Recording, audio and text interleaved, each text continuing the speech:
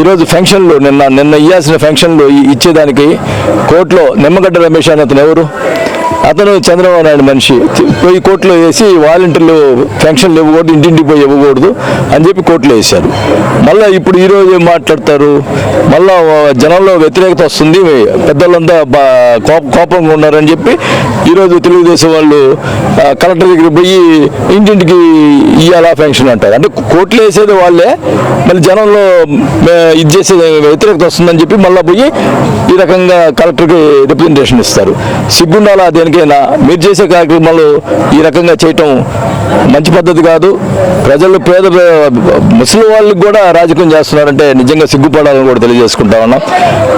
మరి వాలంటీర్ని బెదిరిస్తారు, మేము మా ప్రభుత్వం వస్తుంది, మీ సంగతి తెలుస్తామని. ఏం తెలుస్తారు మీ ప్రభుత్వం వచ్చేది ఇంకా కల్లా. ఖచ్చితంగా 120 సీట్ల పైన వైసీపీ వస్తుంది, ఖచ్చితంగా వైసీపీ ప్రభుత్వం వస్తుంది. మీరు వాలంటీర్ని బెదిరించినా ఎవరు బెదిరిపోయే వాళ్ళు లేరు. ఈరోజు వాలంటీర్ని తిరగకూడదని పెట్టారు, వాలంటీర్ తిరిగితే సస్పెండ్ చేస్తామని చెప్పి ఈసీకి వాళ్ళు కంప్లైంట్ చేయడం జరిగింది. కొంతమంది వాలంటీర్లు అయితే స్వచ్ఛందంగా మరి రిజైన్ చేసి పార్టీ కోసం పనిచేస్తూ ఉన్నారు. మరి ఖచ్చితంగా వాళ్ళకి వాలంటీర్లకి మా వందనం, అందరికీ కూడా నమస్కారాలు తెలియజేసుకుంటా ఉన్నాం. వాళ్ళు ప్రజల కోసం సేవ చేసినట్టు వాలంటీర్ని ఈ రకంగా బెదిరించేదానికి వాళ్ళు కోపంతో రిజైన్ చేస్తున్నారు. ఖచ్చితంగా మళ్ళీ వైఎస్ఆర్ ప్రభుత్వం వస్తుంది, మళ్ళీ వాలంటీర్లు తీసుకోవడం జరుగుతుంది. మళ్ళీ వాలంటీర్ల ద్వారానే అన్ని పనులు జరుగుతాయని కూడా తెలియజేసుకుంటా ఉన్నాం.